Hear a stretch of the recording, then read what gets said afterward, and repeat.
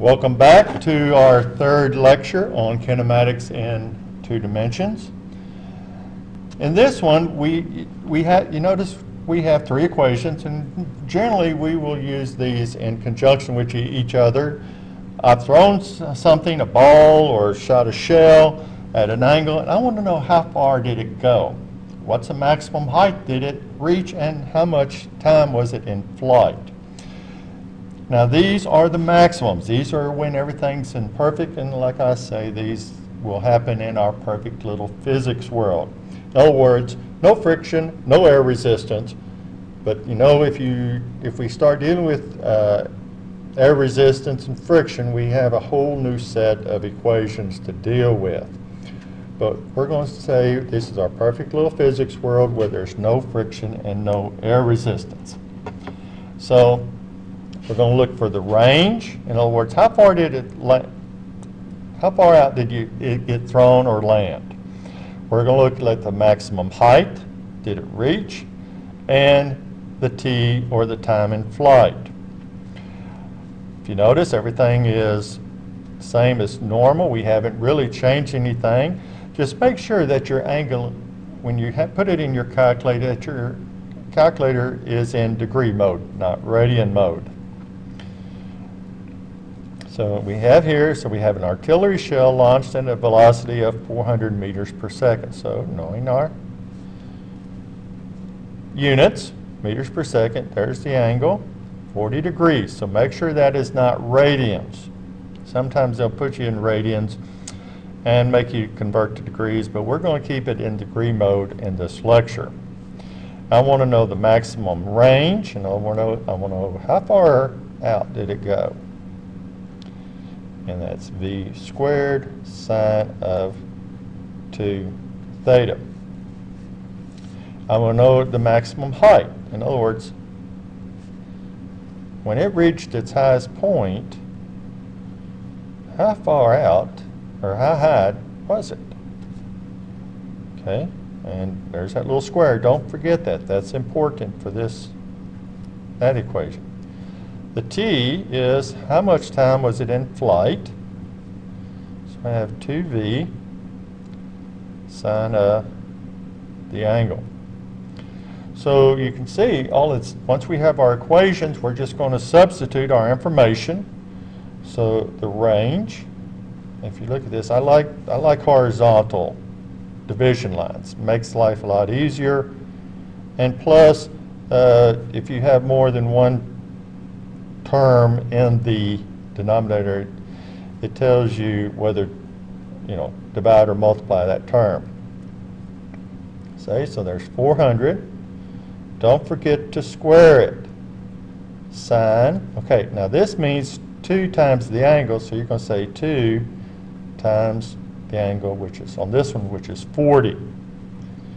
And the range will be in meters, since it's a length, displacement, distance. Okay, the height, which is 400 sine of 40. There's your parentheses. There's a square. Please do not forget that. And that's 2 times 10, so the height will be in meters.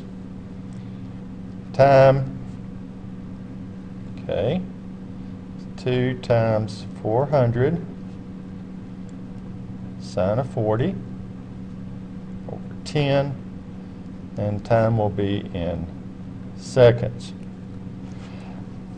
So it's nothing really new than what we've been through the last few lectures. Once we got our equations, it's just a matter of substituting what we know into where they're supposed to be. So let's get something. Okay, first one is a shell. Some teachers love the shells, so you can get some big numbers out of this. And as you know, a howitzer will have a range of 5 to 10 miles at least, and a battleship shell, they do reach out and touch at 20 to 30 miles away. So don't panic if these numbers are relatively large on you. Okay, so here's our angle, and here's our v, and we're wanting the maximum, so I'm using these all in a group.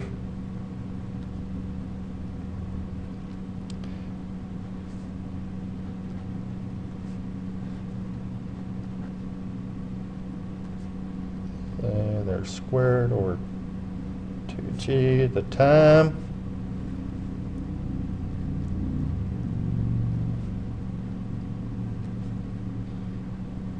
Oh, I don't know why I was substituting already. Okay, so just got a little ahead of myself. Been known to do that. So I'm trying to get behind myself on that one. So there's, okay, it's 15. Don't forget to square it. Sine of twice the angle. Okay, that's 2 times 20. Range, as we know, will be in meters. Height. Okay, that's easy. So this is 15 sine of 20.